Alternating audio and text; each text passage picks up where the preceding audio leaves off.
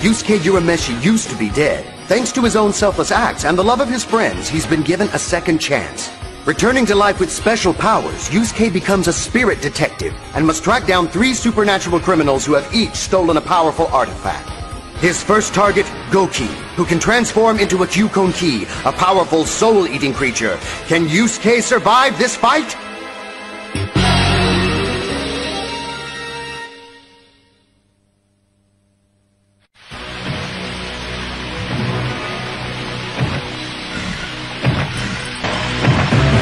Masyado siya malakas. Kailangan umisip ako ng paraan. Pinakawalan mo ang aking pagkain. Magbabayad ka ngayon!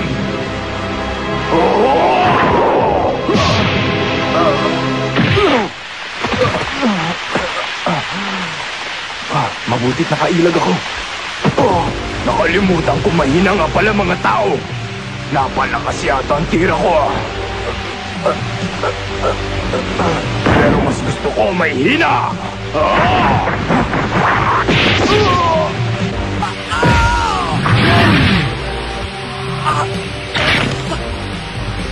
Dahil sa ginawa mo, lagot ka ngayon. Hindi ako makagalaw. Sandali! May tao ba siya? Ah! Delikado! May tao yata! Sumama na kayo sa amin! Dali! May mga tao yata doon! May dumarating ng mga tao. Dali! Dali! May tao doon! Bilisan niyo! Boses yun ni... Kung nadala ka na, huwag ka na lalapit pa sa amin. Alalahanin mo na lang ang buhay mo. Intindihin mo mabuti ang sinabi ko sa'yo. Malapit na kami! Bilisan natin!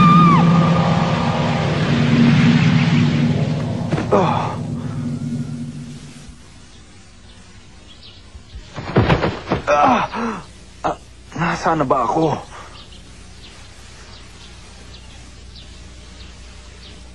Ano? Nasa bahay na pala ako. Eugene, gising ka na pala! Opo? Aray! Bakit niyo naman po ginawa yon? Nakipag-away ka na naman! Tignan mo ang damit at ang mukha mo! Huwag na po kayong umiyak, Mami! Kung alam niyo lang po sana kung bakit ko ginawa yon. Magaling ka na ba? Hi! Sabi ko na nga ba eh. Siya ang nagdala sa'yo dito. Pasalamatan mo siya dahil tinulungan ka niya. Ikaw? Nakikita ka ba niya? Oo. Sabi ni Jericho, mas madali raw ako maging assistant na ganito kesa hindi nakikita. Ganun ba?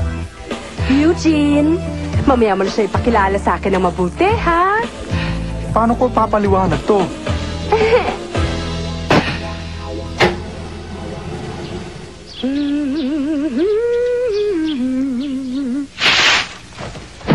Pero paano mo naman nalaman kung nasaan naman kami?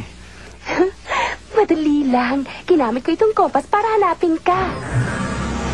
Ang kompas ang nagsasaad ng lugar ng halimaw at kung gaano kalayo ito kung paparating na ang halimaw sa may suot ng kompas. Sa totoo lang, napakalakas ang halimaw na nakalabang ko. Hindi ko nga inaasahan na ganun pala siyang kalakas. Higit na mas malakas pa ang dalawang natitira. Kailangang mahuli mo sila sa loob ng 1 linggo. Pero Charlene, mukhang imposible pa. baka hindi ko makaya.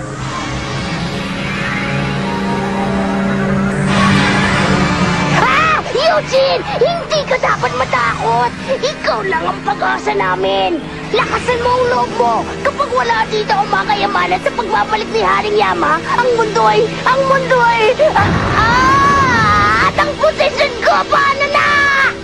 At ang pinakahuling balita, nakakagulat na pangyayari mula sa isang eksklusibong paaralan. Eksklusibong paaralan? Ano kaya yun? 4 na mag-aaral mula sa isang lugar ang nasa koma ngayon dahil sa hindi pa alam na dahilan. Sila'y dinala na sa ospital. Sa kasalukuyan, iniimbestigahan na ng mga pulis ang naturang kaso. Samantala, naaalarma naman ang mga magulang ng mag-aaral. Kinain ang mga kaluluwa nila. Talagang hindi siya titigil hanggat nasa kanya ang bola ng espiritu. Patuloy nang gagawin ito.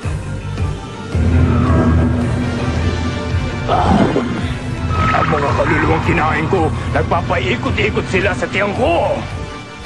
Charlene, hanggang kailan ang itatagal ang mga kaluluwa na yan sa tiyan niya? Pinakamatagal na isang araw.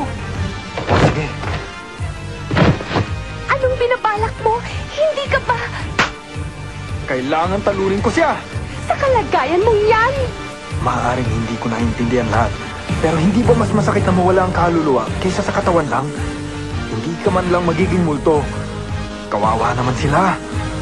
Eugene! Maaari kong gamitin ang ray gun ngayon.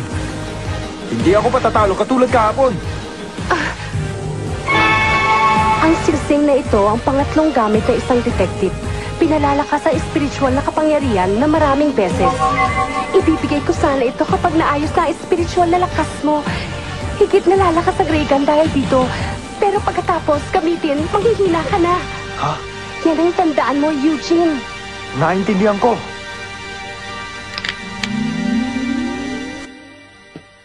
Yusuke, I made tea for you and your friend. Hello, Yusuke?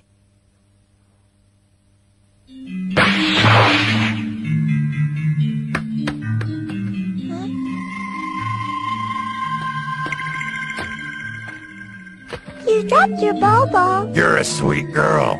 You'll be even sweeter in my stomach.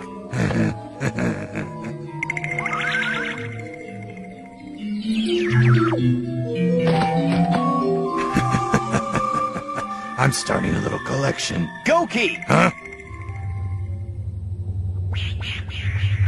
I came all this way to see you. Idiot! Didn't you listen? Hindi na sinabi ko sa'yo kahapon ah. Pasensya ka na lang, pero makulit talaga ako eh.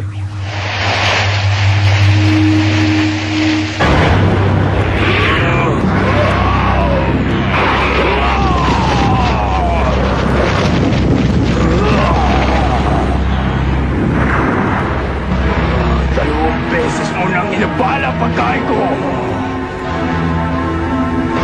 Una, ibibigay ko pinakamalakas na suntok ko.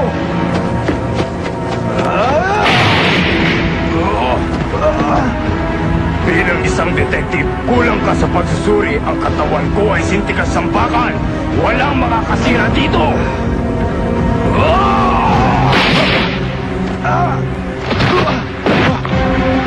Alam ko na. Gagamitin ko ang punong ito. Baliwala yan!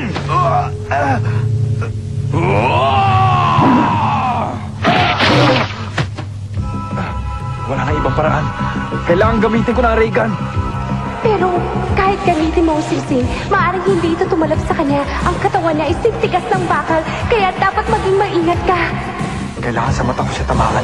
Pero kung isang tira lang, isang mata lang yun. Teka, kung malapit, tamahan kaya?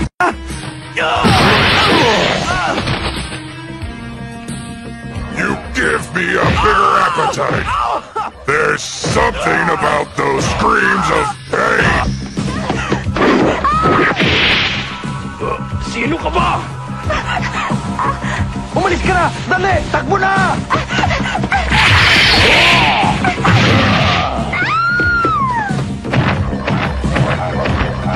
Parehas ko kayong lalamunin.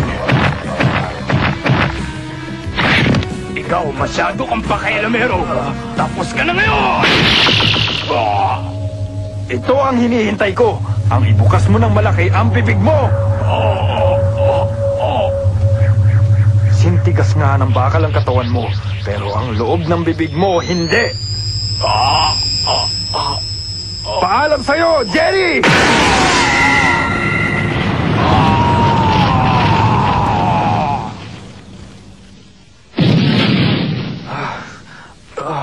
Eugene!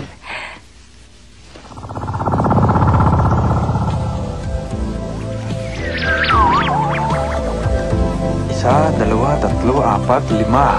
Ligtas silang lahat! Oo. Iha? Iha? Oh, natauhan na siya. Ano pangalan mo?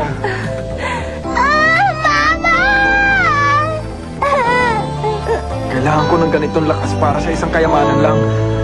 Hindi ko alam kung paano pa sa dalawang natitira.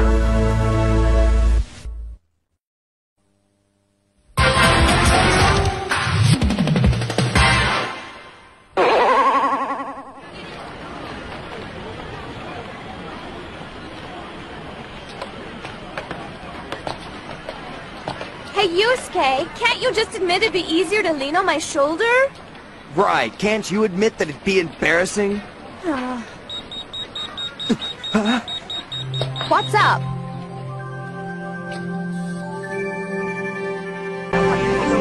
Nandito ang isa sa kanila. Hindi naman niya siguro ako susugurin dito. Ayan siya, si Denise.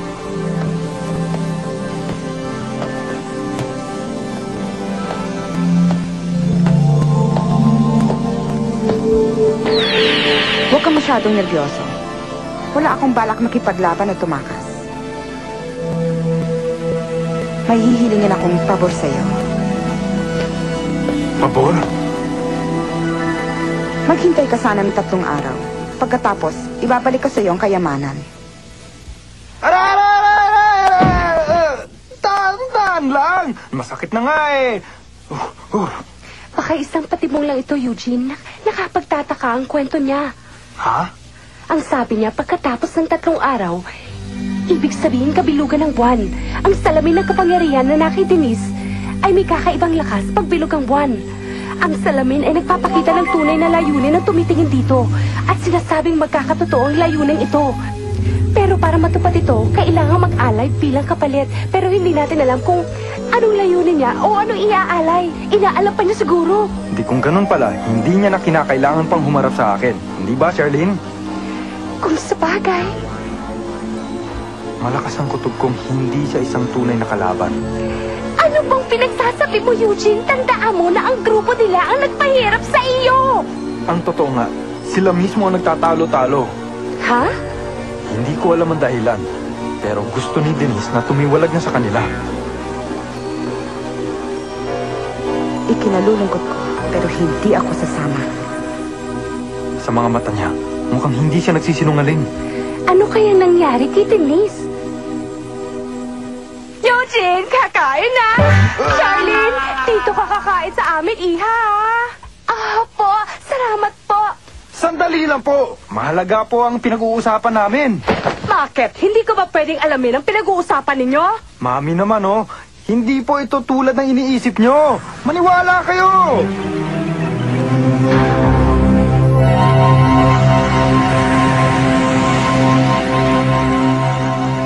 Pupunta ako kay Jericho para magtanong tungkol sa salamin ng kapangyarihan.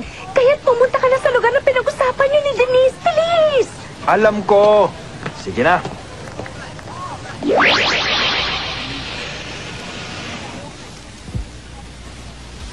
Ang lugar, isang ospital. Nandiyan ka na pala. Anak, ngayon ka lang yata nagsama ng kaibigan dito Okay lang po, ma. Humiga na po kayo. Ang mami niya? Maayos lang. Pakiramdam ko, Denise. Gusto niya ba ng mansanas? Huwag na. Busog pa naman ako. Kapag hindi kayo kumain ng marami, hindi po kayo lalakas. Oo, sige. Gagawin kong sinabi mo. Gawin niyo po. Kailangan gumaling kayo agad. Sandali lang. Ano ba talagang ibig sabihin nito?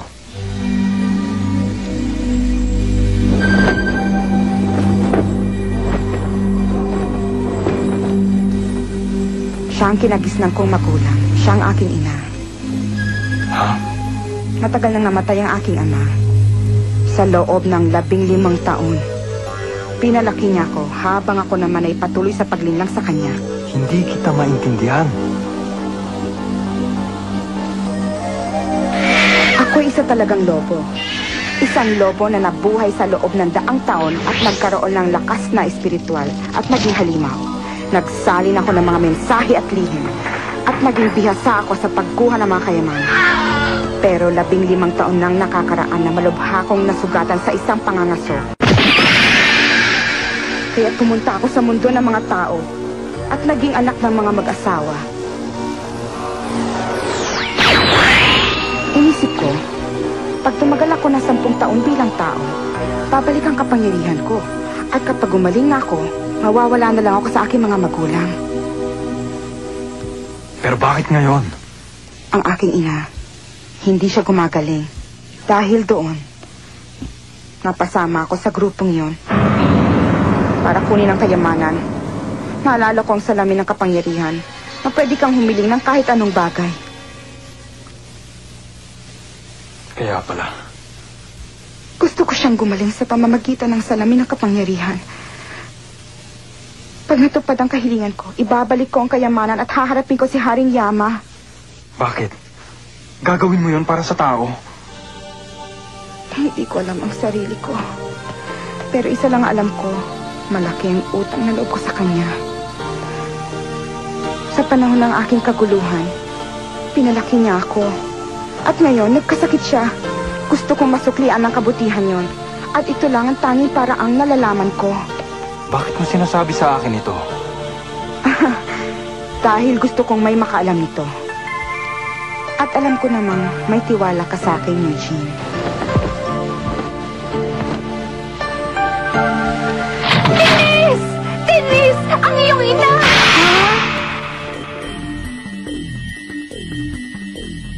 She's fallen into what we call the critical stage.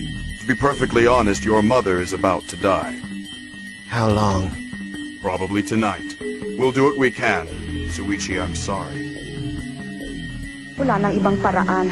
Kailangan gawin ko ito. Gagamitin mo ang salamin ng kapangyarihan? Alam mo ba kung ano ang iaalay mo para matupad ang iyong kahilingan? Alam mo ba, Denise? Buhay. Buhay ang kapalit! Ang salamin kapag tinupad ang kahilingan, kasabay nito ang pagbawi ng buhay, kaya ito tinawag na salamin ng kapangyarihan. Kailangan sabihin ko agad ito kayo na!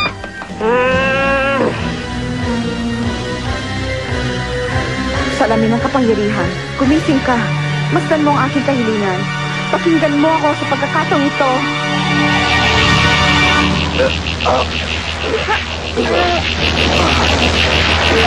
Kaligtasan ng babae ito. Yun ba ang iyong kahilingan? Oo.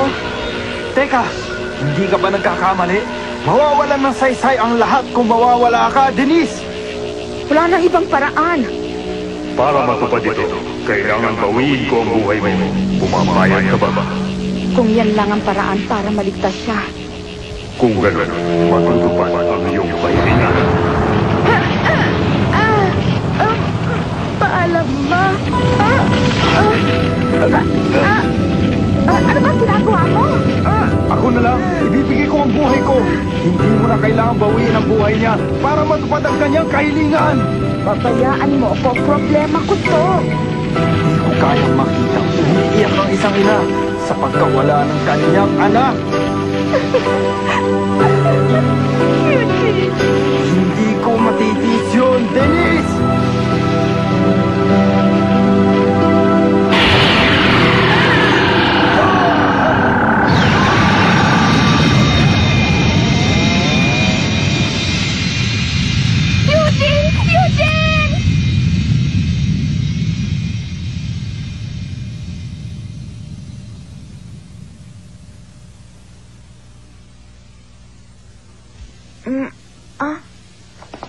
Boy ako.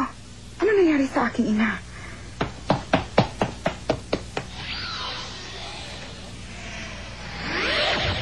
Eugene!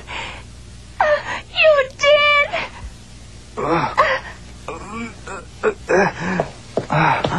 Oh, mabuti naman, buhay ako! Sakit talaga ng ulo ko. Ugali ko na talagang kumilos nang hindi iniisip ang mga maaaring mangyari sa akin. Ha? Andiyan ka pala? Ano ka mo?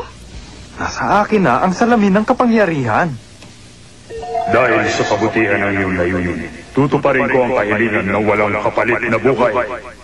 Denise, nailigtas namin ang iyong ina. Ha? Hindi lamang niya lulusutan ang sitwasyon, pagaling na rin ang kanyang karamdaman. Ibang lakas ang nagpagaling sa kanya, Denise. Mapalad siya.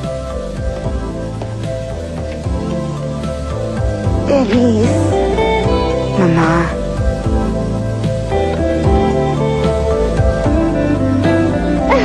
Hindi ba magandang balita? Oo nga. Isang kayamanan na lang ang natitira. Dalawang kayamanan agad? Magaling ka palang detective? Hindi ka ba nagbibiro, Charlene? Hindi! Hindi alam ni Eugene na ang pangatlo, pinakamahirap sa lahat. Si Vincent na kumuha ng espada. Hindi siya pangkaraniwang halimaw, kaya't hindi dapat muna sila magsaya. Hintayin na ang